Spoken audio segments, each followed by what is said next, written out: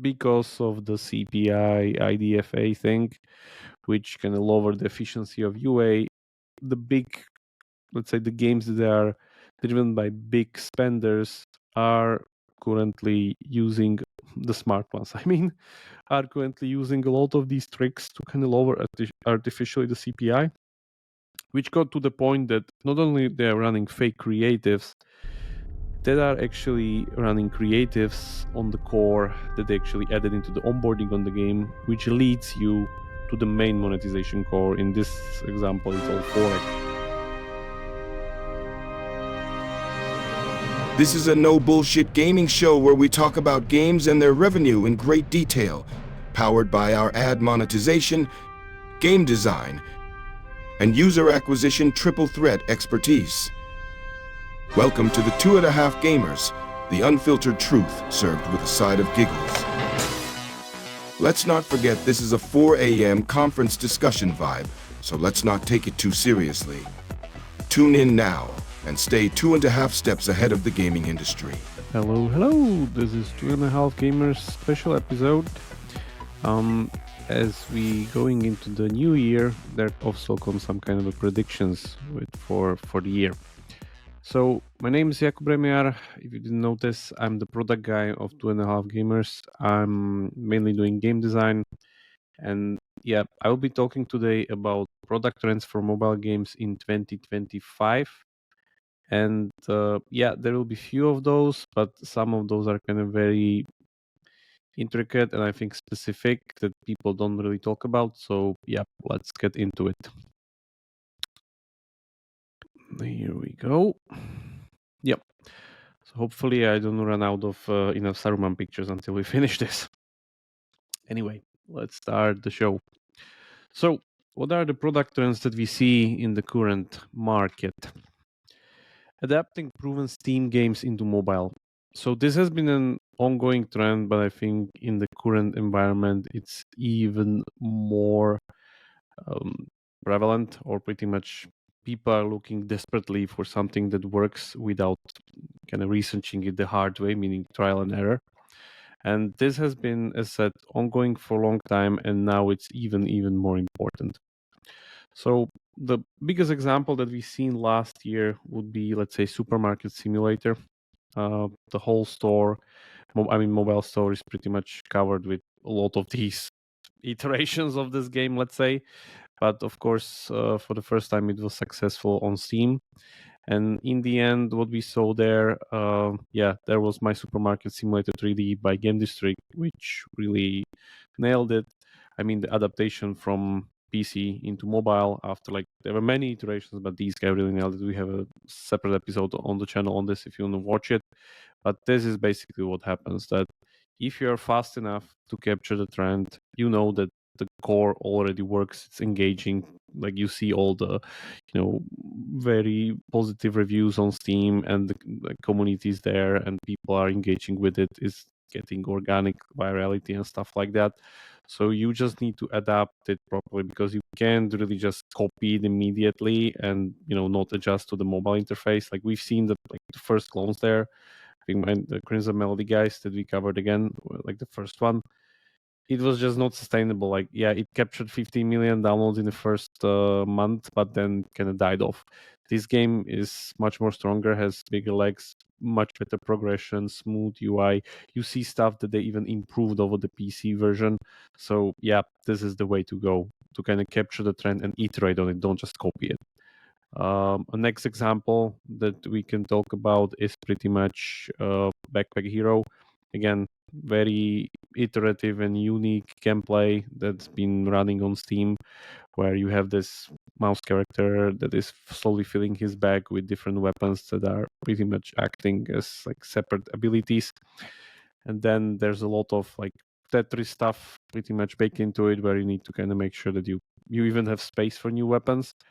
And this has been already adapted into Backfight or Bacon's Revenge. Notice in the images how Bacon's Revenge takes it even one step further, because Backfight is basically a simplification of Backpack Hero, which we have here. So our character on the left, enemies coming from the right, moving to the right, inventory somewhere, that's their I would say, very, very easy adaptation. But if you look at Bacon's Revenge, you have that like +1. We really thought this through because not only the game has the inventory phase where you need to kind of choose new items, merge them together, and do the inventory core. They also added Doodle Magic Tower Defense, as you can see here on the right, where you have the character now throwing the weapons at monsters that are coming from on him from the top of the screen, which again is an iteration because now we have Doodle Magic, which works perfectly on mobile, and we added a new element into it, which instead of upgrading the towers in the typical roguelite fashion, you now have the Backpack Hero Tetris-like gameplay. So iterations like these are really important to try because again, if you can manage it properly, you have a unique product on your hands that's nowhere near close on the mobile marketplace because again, we're coming from PC to mobile, and you can really kind of steamroll through competition at this point if you're fast enough. Because again, I I really stress that a lot of these things are just coming and they don't, you don't really have a chance if you start doing this like half a year later or something like that. It's literally like 1 month after the trend comes and you need to hop on it and just do it because there are numerous teams doing these things like I showed you here. Like there's what, like 20-40 supermarket simulator 3D manager games on the store, but there's only one that did 21 million, like, which is the Game District one, which is the most successful one. And by the way, these guys were still a little bit late, I would say, to the trend, but because they were so honest about the iteration and the iteration was so good and there was so much quality compared to all the other adaptations, they still made it. So yeah, quality can still prevail over like speed, let's say. So like 80-20 good enough thing is kind of a, yep, not really the best case scenario here, but yeah, just try to be fast, otherwise you won't be able to catch it. Regarding the predictions themselves, so what I think we are going to see and the things that we're going to see this year being implemented to some degree, doesn't need to be the whole game, but like some elements of these games are stuff like Helldivers, Palworld, and Balatro. And I go one by one and why I think so. So Palworld, I already seen few games that are using the collection monsters mechanic, where you capture monsters in like arcade idle RPG or like some hybrid casual games similar, like especially the ones on WeChat mini games. Like, yeah, we talked to our friends. They're coming definitely. Probably not that fast on the Western stores, but in China they're definitely there. So collection mechanic and like this kind of monster mechanic is super super strong and compelling. So now that we see the success of Power World, it's definitely just a matter of time until we see some mobile version of it, either like the Power World itself simplified or different genres like you've seen with Bacon's Revenge, combining the monster capturing collection mechanic or even building survival mechanic where these monsters are basically acting like your slaves as in Power World, and yeah, creating new games and new genres with it. So I'm really looking forward to that one. Next one will be Helldivers. This will be a little bit more harder. I'm kind of 50-50 on this if it will even happen, but it's very compelling because we don't really see these fun, friendly fire co-op games on mobile that much, because Helldivers is basically based on that. It's like giant fun with your friends against giant hordes of monsters. It's not really PvP, it's PvE. The game's designed literally around the friendly fire mechanic because a lot of weapons produce giant explosions, like stuff pretty much melts around you all the time. And it's designed like if you're not careful, you're killing your friends, which is like a lot of fun. Probably not even in this kind of a friendly, fun manner, but still compelling co PvE mobile games, which could be using this kind of a same like Starship Troopers theme, should work really well. I could even imagine these could be like against zombies because zombies are pretty much best enemies and the lowest CPI. So that could also happen. But yeah, I think again 50-50 here that something like Helldivers could land on mobile this year. We'll see. But my guess is maybe by the end of the year or next year in its like giant sense. Palworld definitely it will come. Palworld mechanics will be translated immediately, I think first half of the year. However, it's a little bit of a stretch. Balatro, yeah. So this game is literally amazing. For those who don't know, go play it. It's a PC premium poker game design masterpiece, pretty much. Where yeah, this game is just amazing. It's done by one developer and published by Playstack, and the game is still making 100K a day on mobile, which is a premium game, by the way. So this is definitely just a matter of time until somebody takes the core and adapts it to a little bit more free to play friendly or free to play compatible monetization and starts kind of tinkering with it, because the core is very, very compelling. The mechanics and the design of the game are literally genius. It's very simplistic, but in the end kind of yeah, just go play it. It's just super good and designed in a way that it's very clever. The progression and the content of the game, I think, is in its current state, something like 50, 60, 70 hours until you reach the end of it. It's still very fun to kind of go and have a round with this, even when you unlock all the content. But I think a lot can be done here with like mobile, typical mobile kind of content scaling mechanics. So that could work really, really well, I think. And again, it's probably just a matter of time until we see either a direct adaptation of Balatro on mobile or usage of its mechanics in different games or different iterations with different genres. It's just a matter of time. Okay, let's move on. Another Saruman image here. To casual game genres disruption, which will definitely happen, and it's already happening. And this is not a prediction, this is rather a description, but predicting that this will happen on full scale this year. So by casual genre disruption, I mean three specific genres, which is solitaire, sort, and hidden object. And let me talk about these in detail. So we have solitaire, which is being literally assaulted by a lot of big guys, because there's Candy Crush Solitaire that's currently in soft launch for quite a long time. There's Super Plays, Disney Solitaire. Then Vuga's Claire's Chronicles, which again is basically Jen's Journey with Solitaire core. And then we have Grandma's Secrets, which is Metacore's play on the Solitaire genre. So what are all these games doing? What's happening here? So Solitaire itself is, one of the most popular classic games out there, like from all the Windows times. If you look at the downloads of the genre, is mainly driven by the Solitaire games that are pretty much looking like this. It's like literally the old Windows version if you play Solitaire in your Windows, and people are searching for this. So this is something that still is bringing a lot of organic traffic. But regarding the revenue part of it, if we look at it, the whole category is pretty much dominated by Solitaire Grand Harvest by Playtika, which is making like 15 million a month, and then there's pretty much nobody there, or like very, very small IP revenue. So a lot of these kind of, let's say, Solitaire organic classic games are just driving a lot of organic installs, but they're just monetizing ad revenue. So what's happening here is that the big guys are coming because they see the 15 million per month, with Solitaire Grand Harvest is a pretty old game these days, and they want a piece of that pie. And so what they're doing here, as you can see, is clearly not your typical Solitaire. This is something more of like a puzzle game, where it has levels, it has boosters, it has streaks, there's currencies. It's pretty much like something similar to like a casual puzzler. We've already seen this thing happen. Like, this is not something that like I just like because I think so.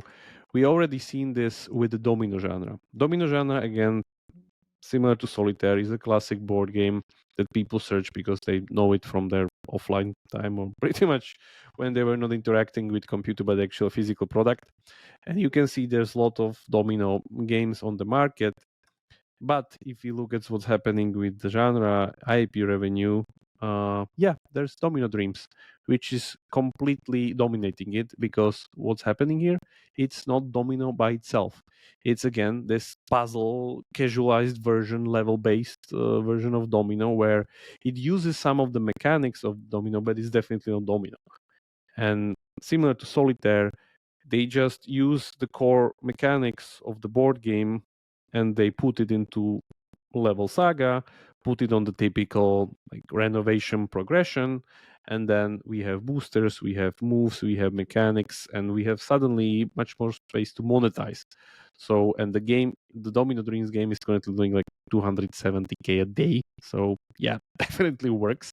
And these guys already having one of these kind of games here, which is Domino Dreams, are in this race for Solitaire with the Disney Solitaire in their pocket, which is basically a templatized version of the previous game, which has a different core. So yeah, this is definitely happening, and I'm really looking forward how this race will end up. The kicker here is that both Superplay and Vuga are owned by Playtika, which also has the Solitaire and Grand Harvest, the current dominating game. So it's actually three, or let's say 3 games against 2 games, which 3 games are basically from one company, because yeah, they're being opposed by King's Candy Crush and Metacore's Grandma Secrets. But yeah, let's see. My bet is that Playtika will just kind of reinforce the category with their 2 games. So let's see there. Moving on from Solitaire into sword genre, which is a very interesting genre that's being disrupted again already with a wave of these kind of high production, high value IP driven games.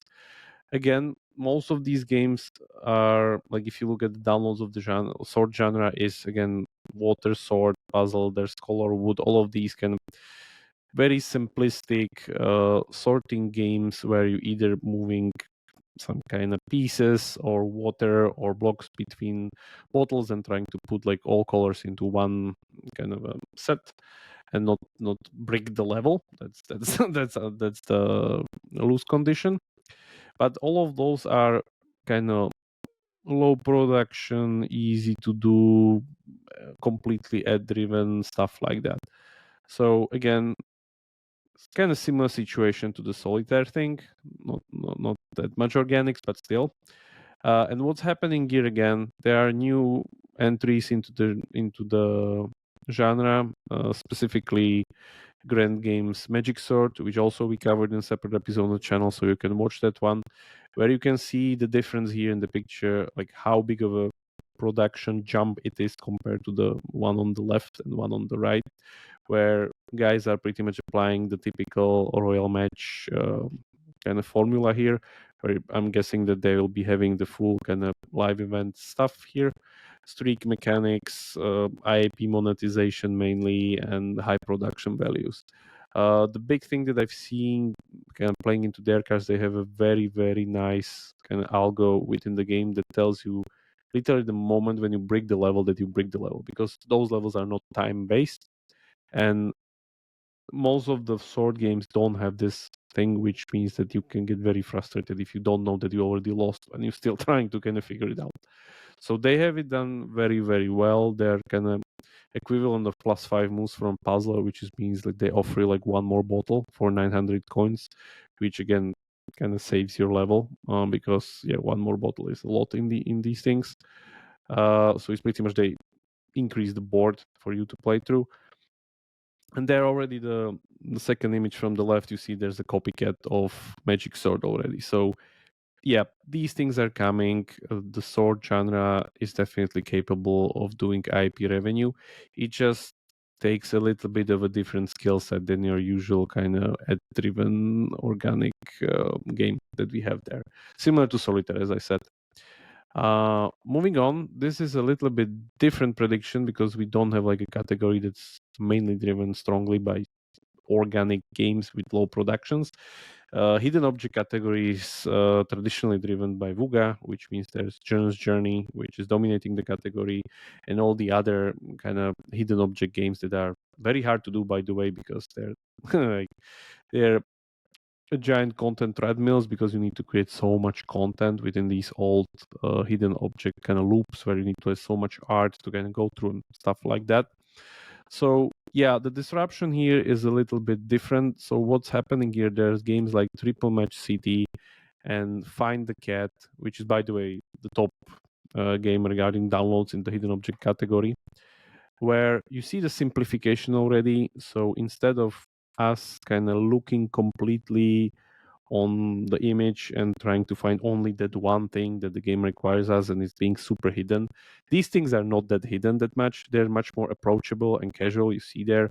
So for instance, here you need to like find sheeps or these kind of blue buildings or whatnot, and it's more of a exercise in match pairing stuff on the bottom bench here in the triple match example, where again what it does is makes the game much more casual and much more approachable. There's no heavy story like in Journey's Journey on Perstar or Seeker's Notes. It's again much more casual. There's, you can see on the left, there's the typical royal match kind of meta game formula where you have live events and streak mechanics and all these other things that are pretty much reinforcing the core gameplay. And then, yeah, the other very important thing that this game already has, and we'll get to it later, is they have a second core, because the second core is the one that's responsible for most of their creatives. So they offsetting the fakeness of their creatives to actually have that core in the game. And and the other game, which is the middle image, is the main game, which is actually the one that monetizes very well.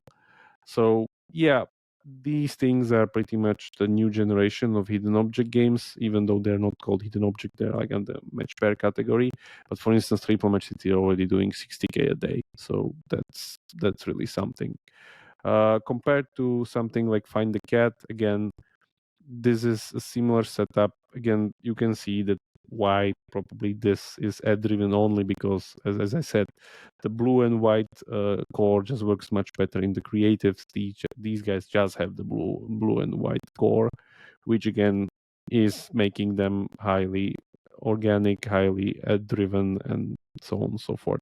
So the game is again very simplistic. You're just finding these cats in the images, and you have a collection and some very shallow progression layers on top, but that's it. But they're still doing like 7 million downloads a month, so 100K downloads a day, I think, currently. So yeah, a lot of disruption here. We see that like the casualization of these hidden objects, traditional loops, where you would have much harder kind of requirements, and you know, the difficulty was much harder here. It's more of a chore and like relaxing experience here. For instance, like you don't really lose that much here. So yeah, and there's a lot of boosters and stuff. So yeah, I guess we'll see. We'll definitely see some more hidden object games kind of going here, because as I said, the content treadmill isn't that heavy with this setup. It's much more approachable. You see that the UA plays there. These guys know how to kind of lower the CPI through these other kind of fake creatives, different mini games added on top of the main core. So yeah, I think we'll see more of this, and hidden object won't be just dominated by these old titans like Vuga and G5 and so on and so forth. Okay, moving on. And here we are. The fake creatives plus minigame proliferations. Yeah, this is an ongoing thing, and it's not going to go away. You can argue and, you know, be miserable about it as I am, basically. But yeah, this is it, and this is the current state of the app stores. And yeah, we need to bear with it because there's no other way.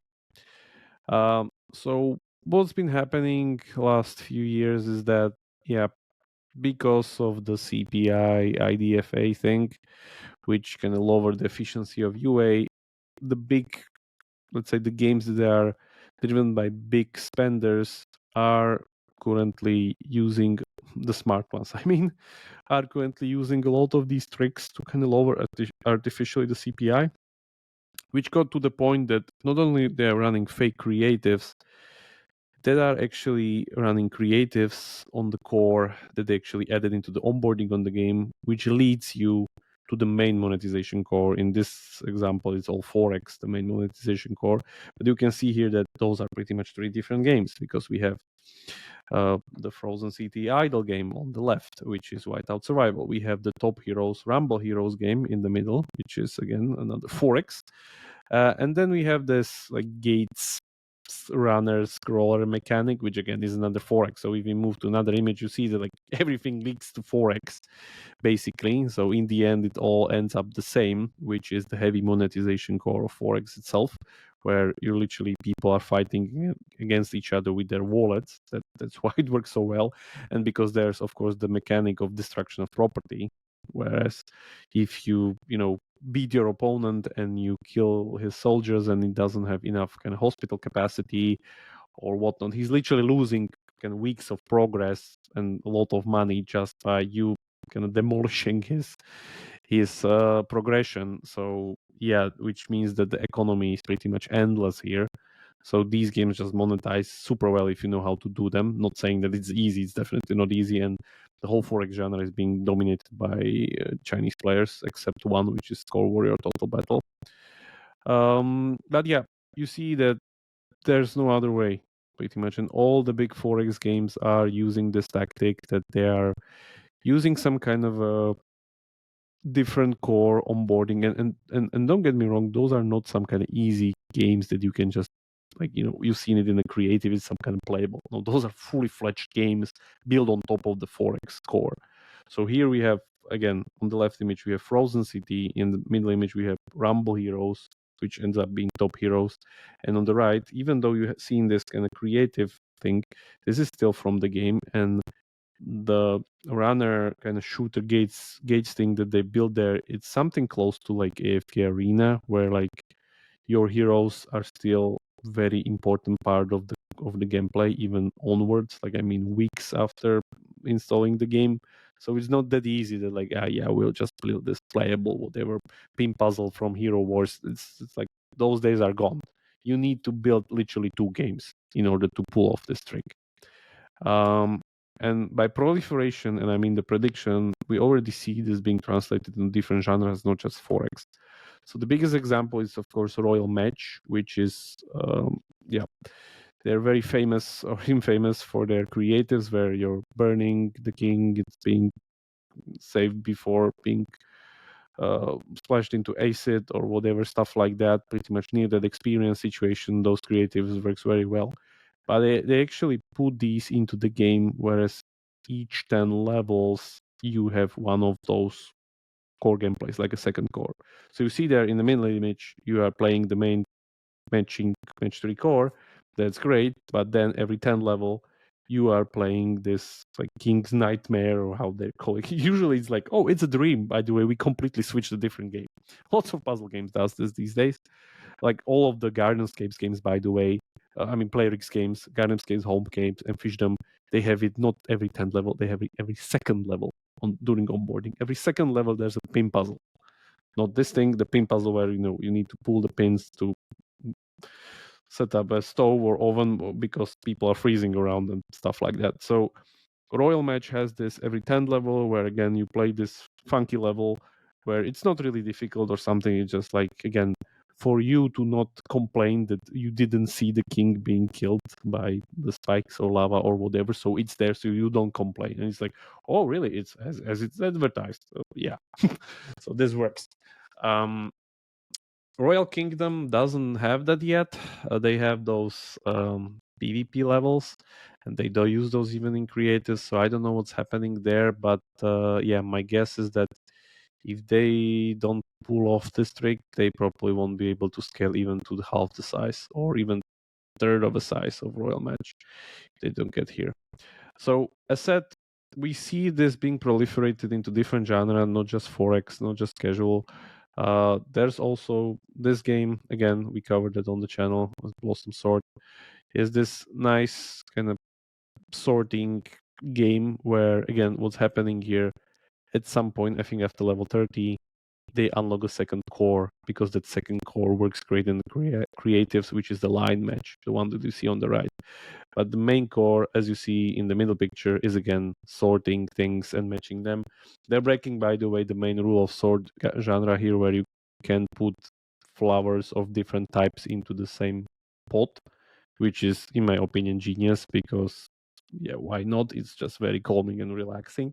And as I said, at some point they unlock the line match puzzle, which is again completely different core. And yeah, it works great in their creatives, so why not? Because again, they need to offset the fakeness of those creatives. Another example, yeah, the one we talked about already, Triple Match City. Those creatives are mainly this kind of blue-white thing, which isn't the main core, because again, the main core is monetizing and working a little bit differently. But they have it there because again, you're not complaining, so you see the pattern here, and it's gonna be more and more and more of this because there's just no way to kind of breach the CPI barrier. I mean, like, yeah, you can have your game at like $500 per day or whatever spent, that's insignificant. But if you really want to scale, and I mean scale like 30, 50K a day on performance UA, you just need some of these tricks because the CPI will just go so high that you just, you can do a thing in every genre pretty much at this point. So this is just, you either have this or you either have like a very strong IP like Monopoly Go or whatever, which you probably don't have. So yeah, just saying. So this thing is gonna proliferate even more, and yeah, I can't wait to see all the combinations of these things. But keep in mind that this also puts much more harder requirements on top of the teams, because you not only now need to build your main game, you need to build a second game because of those creatives and create a smooth transition between these two. Whereas, like, as I said, like stuff like Whiteout Survival, they were kind of lucky that they already had Frozen City. They just like duct taped Frozen City on top of the Forex part, voila, Whiteout Survival. But yeah, a lot of times these things don't really work out that well. So, for instance, Top Heroes, we've seen it struggling in the beginning, but now it's making 600K a day. So yeah, it takes a lot of time to kind of pull off this trick, because these two games cannot be just duct tape on top of each other. They need to be very smooth. The onboarding game, like the one that's offsetting the fakeness of creatives, it still needs to be relevant down the line. It cannot be just like, okay, now we'll get rid of it after like 2 days. You don't really play it that much, because people like entered your game and installed your game because of that game you just ditched. So yeah, it's hard to pull off this trick. It's not that easy, and most of the times we see Chinese studios pulling this off. But yeah, as said, it's getting more and more frequent in the West also. Okay. Yeah. Regarding these mini games, like the last thing, which is like just the pinnacle of what's happening here, is that this is again another example like why Forex is like driving this so much, is that we have these 3 games to show you, which is Ape Control, Ape Clash, and Monkey Clash, or I forgot the third name. Basically, it's all Tap for Fun Forex game, where what's happening here is that pretty much the game itself, the Forex core, with all the assets, cinematics, everything, it's pretty much all the same. But what they're doing, like each month, they pretty much create a new onboarding to kind of test if the CPI is low enough, and for this kind of onboarding game, if it works that well or not. So here we have like a mob control version. Here we have some kind of like auto combat zombie apes against you. Here we have the hero wars kind of numbers game where kill a unit, eats his numbers, and then you fail on the big guy, blah blah blah, stuff like that. So you can play it now yourself. So again, as I said, it got to the point that the only thing that matters for Forex is this onboarding mini game, that offsetting the fakeness of the creatives, because the creatives need to be fake to lower the CPI. So that's where we got here. Yeah. So the another trend that I'm talking about a little bit is templatization, and this is again going back to those necessary things that needs to be done in order for you to be successful in the current market. Otherwise, you're just kind of throwing a coin, pretty much. So templatization has been ongoing for some time, but I think not enough studios has been hopping on it already, and people still hasn't grasped it yet. And I think it's gonna be mandatory now from this year, or pretty much going onwards, because if you don't do it fast enough, there will be studios that you can catch up to pretty much never. Like, you just can't. So the biggest example, of course, Hobby, which started their template in 2019 with Archero, whereas their template has pretty much carried them over until like now. It's like they've been working on it for the last 5 years. So you see here like Archero, Kinja, and Survivor. I have those like all of it is their ARPG roguelite template. Same goes for Snaker and Pummel. All of the games that they're pretty much working here are using their template, and it's great because it's pretty much cumulative value that each of these games just makes the template stronger. So even though, let's say, Pummel failed, Snaker failed, Kinjaran failed, it doesn't matter because they're not starting from scratch, and each of these games probably takes less time to make. So yeah, it's just cumulatively better and better. And the key to win in this current market is not to hope for one hit with one chance that you have here. It's a lottery, and the one that wins in the lottery is the one that buys the most tickets. So that's what needs to happen here, is that you don't need to create one hit game. You need to create a system and a machine that constantly has as many shots on goal as possible, which eventually, hopefully, will create some hits, because it's a hits-driven business. So out of all these 4 games, Archero is a hit, Survivor IO is a hit, and now they have Archero 2, which is a hit already, and Capybara Go, which is a hit already. And as you can see there, it's all running on their template. And because their template is done so well, what they're doing is pretty much their progression is kind of the same. I mean, metagame progression. It was until Capybara Go, because Capybara Go heavily took mechanics from Legend of Mushroom, because Legend of Mushroom, as you know, was a very successful game that everybody is using mechanics from. We'll definitely talk about more games taking notes from it this year. But what it did is pretty much it upgraded the template of Hobby. So, and they, by the way, they're not taking mechanics only from Legend of Mushroom. They're taking mechanics from Monopoly Go here. They're taking mechanics from Brawl Stars. They're taking mechanics from Royal Match. Uh, yeah, a lot of games basically that like they're eclectically selecting like cherry on top and putting that into their template, which just makes their template stronger. And what this means is basically it's a matter of time until they release another game, which again will be again less time to build, and all of these tested mechanics pretty much built into it already. So the the saying that whatever doesn't kill you makes you stronger is pretty much the thing here, that for every killed game they do, they're just getting stronger because their template grows stronger. So it doesn't matter if they fail this game, that game, or the other game, just gonna continue. And it's a cumulative effect from 2019, so for last 6 years pretty much. So try to catch up to that. it's just nonsensical at this point. So as I said, Archero 2 is a hit, Capybara Go is a hit. Both games are doing something like 800k a day, haven't been scaled yet already because they're just freshly released end of last year. So yeah, we're following this very, very closely because it's just the way to go and how to build this.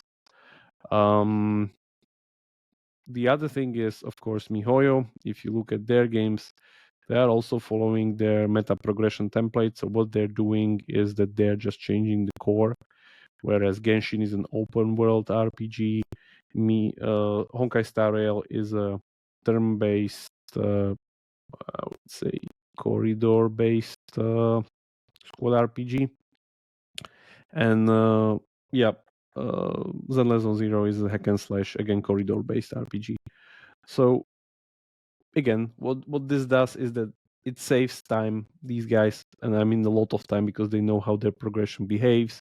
They know how the LTV curves behaves. They know how the monetization works, offer system, and everything. Like all of this knowledge pretty much translates between these games. So yeah, it's definitely the way to go.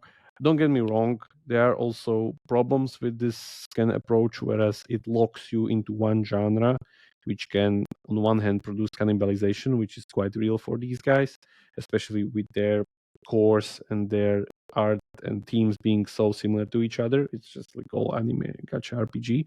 Like Hobby has it at least a little bit more diversified, I would say, regarding their cores. But yeah, it's just the way to go. Like if you're building your second game from scratch, you're doing something wrong. You shouldn't be doing that. That's just not good. And people will just be more faster, and you will be left behind, and your studio will die. I'm sorry to say it like that, but that's the reality we're pretty much facing. So MiHoYo is another great example of this kind of templatization. Not saying that they're gonna be releasing just game on that progression maybe after the, I don't want to say failure, but I would say a little bit of a disappointment of Zenless Zone Zero. Maybe they will reconsider now what they're gonna release next. But yeah, we'll see. It's just that these games are just so much manpower hungry, and keep in mind Miho is like what 5 to 6K people or something like that. So it's giant content, and I'm like, their event pipeline is, I think, the biggest pipeline in the world regarding their live ops. So yeah, without the templates, it wouldn't basically work. Yeah, last example I have here regarding templatization is Super Play by Playtika, which is their Domino Dreams game, and then their Disney Solitaire game, which again uses the same progression as a template, even the same layout, same UI pretty much. And it's a little bit of going into that direction. They're not there yet, but just saying that some Western developers are already taking notes here and doing the right thing to do. And this, I think, is the right thing to do. Okay. Yeah, we ran out of Palantir pictures with Saruman. So this brings me to the end of this. So to summarize this, all of these trends that you see there is pretty much consolidation of bigger requirements for success, where again, you need to be fast, you need to be iterative, and you need to be very adaptive to catch those Steam games or PC games and translating them to mobile. A lot of expertise is needed. You can just like copy blatantly, one-to-one doesn't work. Same goes for that casual genre iteration. Like you can just, you need to reinvent the wheel literally, and that's what happens with these guys. And yeah, templatization again. Templatization is something that if you're not doing currently, you're kind of far behind already. Sorry to say it like that. So try to kind of look into it if you can salvage something that you don't have already. And yeah, I think that's it for this year. I think it's going to be a very, very interesting year. A lot of games are coming into the market that are kind of very expected. I'm especially very excited for like Fingertip Warriors, for instance, that's coming from China, the 2D arcade idol 4X game that's already been released on mobile, but not English version. There's Uma Musume Pretty Derby coming to the West, which is the Japanese horse girl kind of racing game coming to the West. Then there's Dungeon and Fighter, hopefully gonna get adapted into English translation. Pretty much the biggest mobile game there is, which did 800 million in its launch month in China.